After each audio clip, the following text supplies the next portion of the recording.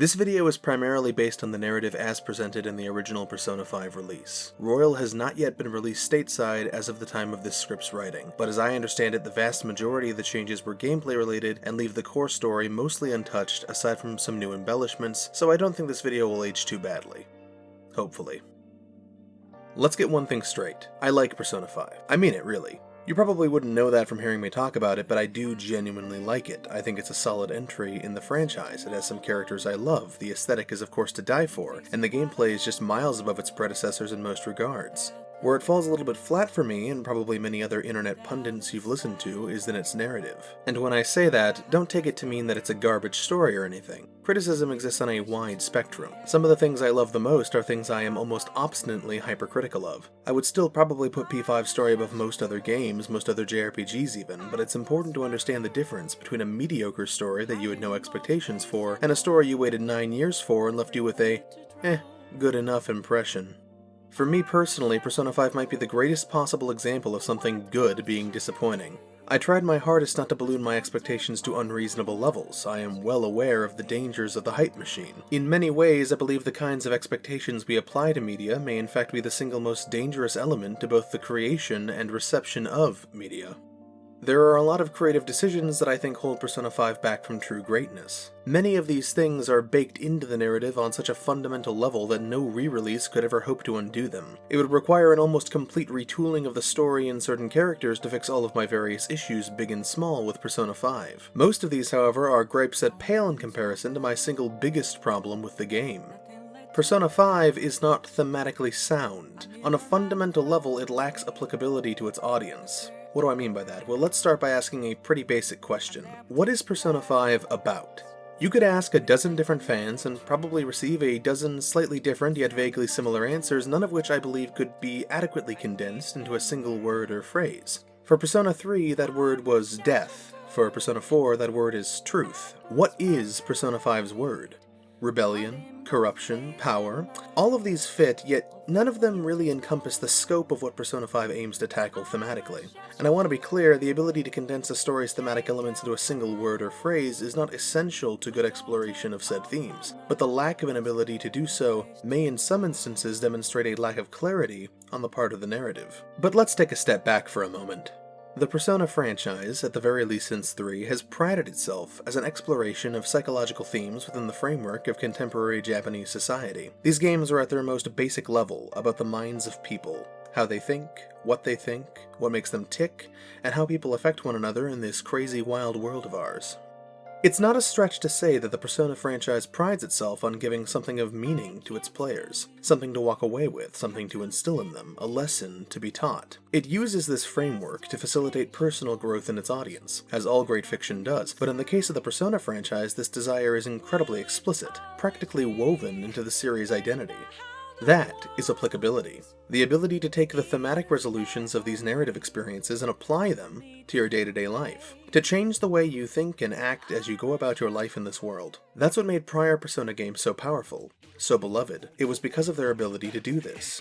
Persona 3 was about mortality, the fear of death. Literally the most universal theme there could ever be. Everyone will, the advent of transhumanism pending, eventually die. Not a single player that could ever pick up the controller could be immune to this theme. It affects all of us, which is an excellent foundation upon which to instill wisdom onto your audience. How we as humans rationalize death, rationalize our bonds with other people, rationalize the meaning of our lives and the apparent futility of our existence on this earth. The game had a lot to say on this subject. For many, Persona 3 was a seminal experience in their struggle with and eventual acceptance of their own mortality as human beings. I walked away from Persona 3 feeling more comfortable with my place in this universe. It helped change my mindset, literally altering my persona, if you will, towards death and the human experience. I gained something meaningful and applicable from this narrative, despite my many other surface-level grievances with the actual plot and characters. The thematic core of the game was that strong.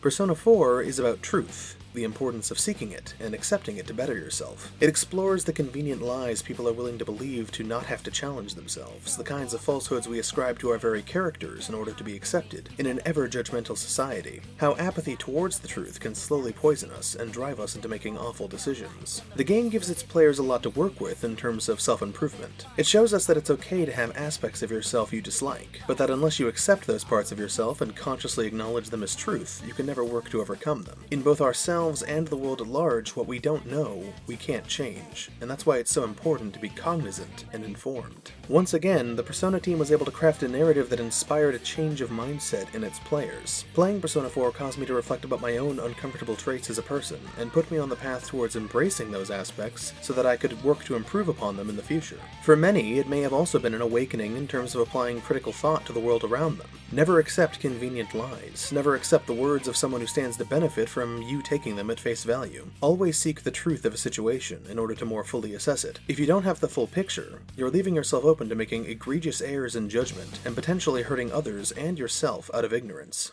What do these examples have in common? They both deal with internal struggles. In a way, you could almost interpret all of the supernatural powers and battles as an exaggerated portrayal of the difficulty in changing one's mindset. All of the franchise's surface-level attributes contributed to the exploration of its narrative themes. That changes with Persona 5, which decides to tackle something inherently external, the corruption of authority figures in society. Whereas in many ways, Persona 3 and 4 were about invoking a psychological change in yourself, Persona 5 is about directly forcing a psychological change on other people through purely supernatural means. And this is where it starts to lose the franchise's coveted applicability. You can change how you think and feel about your own mortality, or about how you view the negative aspects of yourself. But you can't steal someone's heart. You cannot force a confession out of abusive, greedy, or manipulative people through the means the game demonstrates. The solutions to the problems the game poses are entirely fictitious in nature, and that creates a disconnect from the player that doesn't exist in previous entries. Persona 5 may indeed be tackling relevant issues such as the abuse of authority, exploitation of the common man, exploitation of the political system for personal gain, etc., but it does not provide any sort of solution to these problems to the player, at least not one that's applicable to them. The means by which the problems are addressed is not something I or anyone else in reality can achieve. There is no metaverse, there are no phantom thieves, we cannot steal hearts. I can't swipe away Jeff Bezos' treasure and make him resign his position. It's just not a thing that can happen. So when that sort of thing happens in Persona 5, I feel a disconnect. I become keenly aware that it's just a story. There's nothing I can learn from this that can be applied to my day-to-day life to the same ends. And in most other franchises, that wouldn't be a problem. But because of what Persona as a franchise has established, it is. I don't feel as connected to Persona 5 as I do the previous two games. It doesn't reach me on the same level. And frankly, I don't know that there was ever a way Persona 5 ever could with the themes it chose to explore. These wide-reaching societal issues. They're just so far beyond the scope of any individual to solve. The game wants to give power to the powerless, but the kind of power it offers doesn't exist in my world. Congratulations, Persona 5, you've taught me that systemic oppression exists. Now what am I supposed to do about it? The game really doesn't have an answer aside from, watch out for that. And that doesn't mean that these are inherently bad themes, far from it. These are definitely issues that need to be explored, and I'm grateful to Persona 5 for exploring them as much as it does, but these specific themes don't really work in the internalized framework the series has been operating on this whole time. I think that conceptually, it might have just been a bad fit for the franchise. There are other issues I have with Persona 5's story, and maybe those will get video essay treatment one day after I've had time for Royal to sink in, but for me, Persona 5 lacked the thematic applicability that made the prior games resonate with me on such a deep level, and that, more than any other grievance, was the biggest problem. Zeke freak out. Ciao ciao for now.